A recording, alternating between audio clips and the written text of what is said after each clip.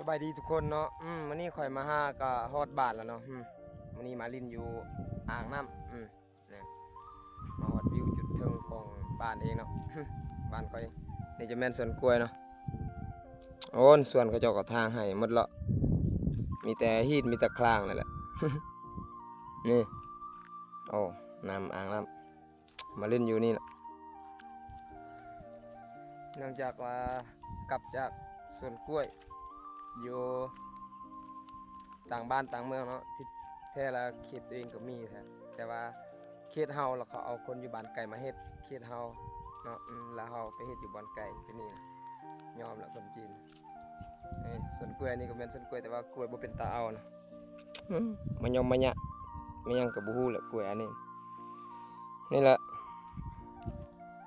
กลับมาฮอดบ้าน 2-3 มื้อละบ่ได้ลงคลิปลงได้เพราะว่าบ่ค่อยมีเวลานะช่วงนั้นเจ็บท้องและชอบท้อง 2-3 มื้อบ่ได้ลิ้นโทรศัพท์เด้คลิปนี้มาฮอดบ้านแล้วเด้อทุกคนเด้อมีหยังก็ทักทายหากันได้เด้อสงกรานต์นี่ จักสิได้ลิ้นฮู้บ่ได้ลิ้นฮู้ก็บ่ฮู้เนาะสงกรานต์ปีนี้เนาะเจ็บท้องหนักยางแห้งแล้วก็เลยมากลับบ้านมาอยู่บ้านนี่แหละเฮ็ดไร่เฮ็ดสวนแล้วสิเริ่มเดือน7เดือน8ประมาณเดือนเก่าพุ่นแหละซึ่งที่จะไปเฮ็ดเวียกบ้านอื่นเมืองเขาช่วงนี้แม่นยังอยู่บ้านเนาะผู้ใดอยู่บ้านก็ทักทายหากันได้เด้อทุกคนเด้อ